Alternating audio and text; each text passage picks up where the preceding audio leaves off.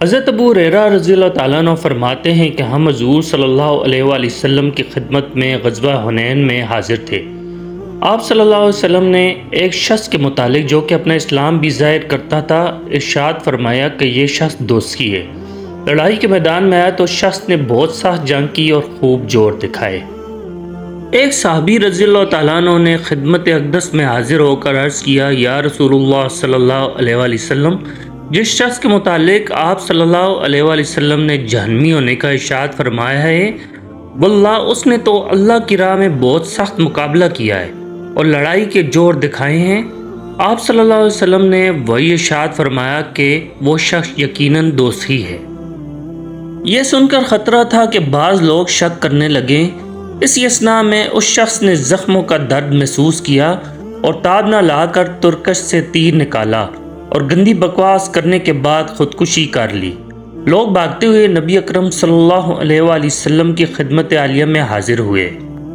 اور کہا، یا رسول اللہ صلی اللہ علیہ وآلہ وسلم، آپ کی بات سچی ہوئی۔ اس شخص نے ناجائز کلمات زبان سے نکالنے کے بعد خودکشی کر لی۔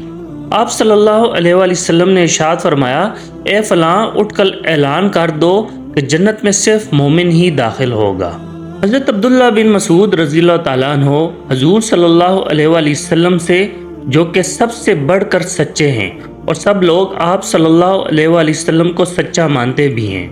نقل کرتے ہیں کہ آپ صلی اللہ علیہ وآلہ وسلم نے فرمایا کہ ایک آدمی کے پیدائش میں اسے 40 روز تک ماں کے پیٹ میں نطفہ کی شکل میں رکھا جاتا ہے، پھر 40 دن تک جمع و خون ہوتا ہے، پھر 40 دن تک گوشت کے ٹکڑے کی شکل میں رہتا ہے، پھر اللہ تعالیٰ اس کی طرف ایک فرشتہ 4 باتوں کے ساتھ بھیجتے ہیں اور اس فرشتہ کو کہا جاتا ہے کہ اس کی عمر لکھ دو، اس کی امیدیں اور اعمال لکھو، اس کا رزق لکھو، یہ کہ وہ نیک بخت ہے یا بدبخت۔ ایک آدمی اہل جنت والے اعمال کرتا رہتا ہے حتیٰ کہ اس کے اور جنت کے درمیان صرف ایک ہاتھ کا فاصلہ رہ جاتا ہے، تو اس پر یہ تحریر غالب آ جاتی ہے کہ اس کا خاتمہ اہل دوزخ والے اعمال پر ہوتا ہے اور وہ دوزخ میں چلا جاتا ہے، اور تم میں سے کوئی شخص دوزیوں والے اعمال میں لگا رہتا ہے حتیٰ کہ اس کے اور دوزخ کے درمیان صرف ایک ہاتھ کا فاصلہ رہ جاتا ہے کہ یہ تحریر اس پر غالب آ جاتی ہے اور اہل جنت والے اعمال پر اس کا خاتمہ ہوتا ہے اور وہ جنت میں چلا جاتا ہے۔